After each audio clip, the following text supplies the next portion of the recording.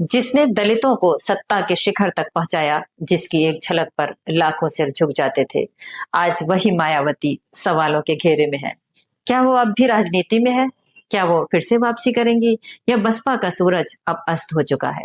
जब एक नेता खामोश हो जाता है, तब उसके पीछे बस अनुमान रह जाते हैं, और आज हम उन्हीं अनुमानों, सच्चाइयों और इशारों के पीछे छुपे भविष्य की तलाश करेंगे।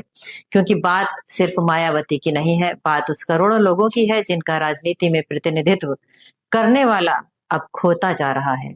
एक समय था जब उत्तर प्रदेश की सड़कों पर बहन जी की गूंज सुनाई देती थी। दलितों की बस्तियों में उत्सव जैसा माहौल होता था, हाथी की मूर्तियां लगती थीं, और लोग सोचते थे अब हमारी आवाज दबेगी नहीं। लेकिन वक्त बदला और 2024 में मायावती की पार्टी बसपा एक भी लोकसभा सीट नहीं जीत सकी। ऐसा पहली बार नहीं हुआ कि बसपा पिछड़ी हो, लेकिन पहली बार ये सवाल उठने लगे कि क्या मायावती अब राजनीति से दूर हो गई हैं? अगर हम उनके हालिया बयानों और गतिविधियों को देखें, तो मायावती पूरी तरह चुप नहीं है।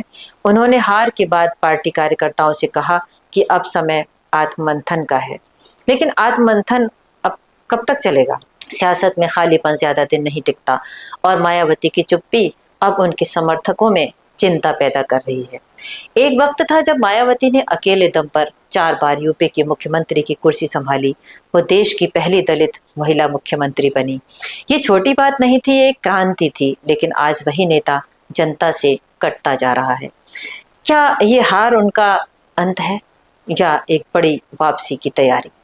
कई राजनीतिक विश्लेषकों का मानना है कि मायावती अभी पूरी तरह से रिटायर नहीं हुई हैं। वो बस सही समय का इंतजार कर रही हैं, चुप हैं, लेकिन राजनीति से बाहर नहीं है।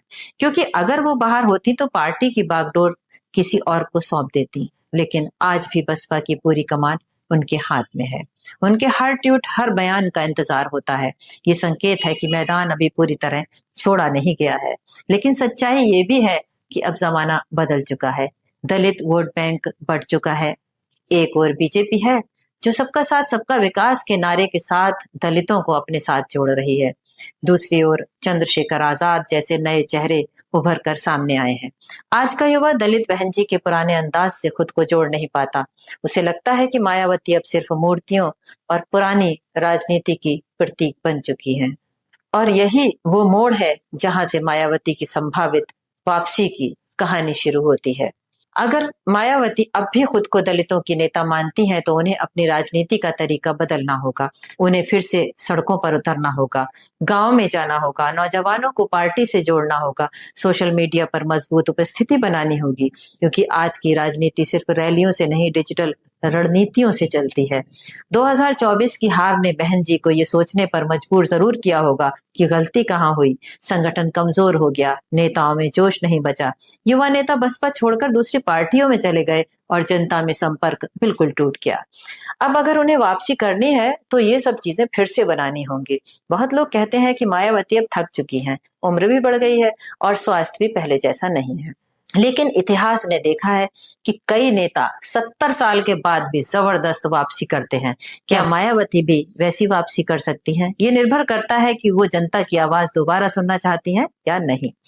कुछ लोगों का ये भी कहना है कि मायावती जानबूझकर बीजेपी के साथ एक सॉफ्ट कोऑर्डिनेशन बनाए रख रही हैं, ताकि सीबीआई और ईडी जैसी एजेंसियों से खुद को सुरक्षित रख सकें। कई चुनावों में देखा गया कि बीएसपी ने उम्मीदवार तो उतारे, लेकिन ऐसे स्थानों पर जहां एसपी को नुकसान हो या बीजेपी को फायदा हो। क्या ये संकेत है कि मायावती राजनीति छोड़कर किसी और मकसद में लग चुकी हैं? लेकिन एक और सच है, राजनीति में सब कुछ संभव है।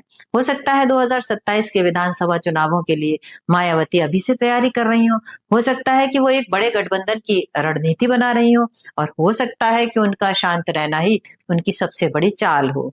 वो कहावत है ना कि शेर जब चुप होता है तो लोग उसे मृत समझ लेते हैं, लेकिन वो शिकार की तलाश में होता है। क्या मायावती भी राजनीति का वही चुप शेर है? इस सवाल का जवाब अभी समय देगा। लेकिन ये तय है कि अगर मायावती को फिर से राजनीति में वजूद चाहिए, तो उन्हें अब पुराने तरीकों को छोड़कर नया रास्ता अपनाना होगा। उन्हें चंद्रशेखर जैसे नेताओं से मुकाबला करना होगा। उन्हें दलितों के साथ युवाओं से सीधा संवाद करना होगा। उन्हें फिर से उम्मीद बनाना होगा। बीएसपी का अस्तित्व केवल मायावती से जुड़ा हुआ है। अगर वो पूरी तरह राजनीति से अलग हो गई तो पार्टी का नाम भी धीरे धीरे इतिहास बन जाएगा। लेकिन अगर उन्होंने वापसी की नए तेवर और नई रणनीति के साथ, तो वही मायावती जो एक समय सत्ता की रानी थी फिर से सियासत की सबसे बड़ी कहानी बन सकती है, क्योंकि लोग आज भी उन्हें बहन जी कहकर पुकारते हैं। उनका पोस्टर आज भी यूपी की गलियों में दिखते हैं और दलित समाज का एक हिस्सा अब भी उनके लौटने की दुआ करता है। लेकिन दुआ से ज्यादा जरूरी है निर्णय। क्या मायावती वो निर्णय लेंगी? क्या वो फिर से सत्ता में आएंगी या फिर वो सत्ता की दौड़ में उतरेंगी? ये सवाल आज जिंदा है, और जब तक मायावती खुद इस पर कोई बड़ा फैसला नहीं सुनाती, तब तक ये सवाल सियासत के हर मोड़ पर जिंदा रहेगा।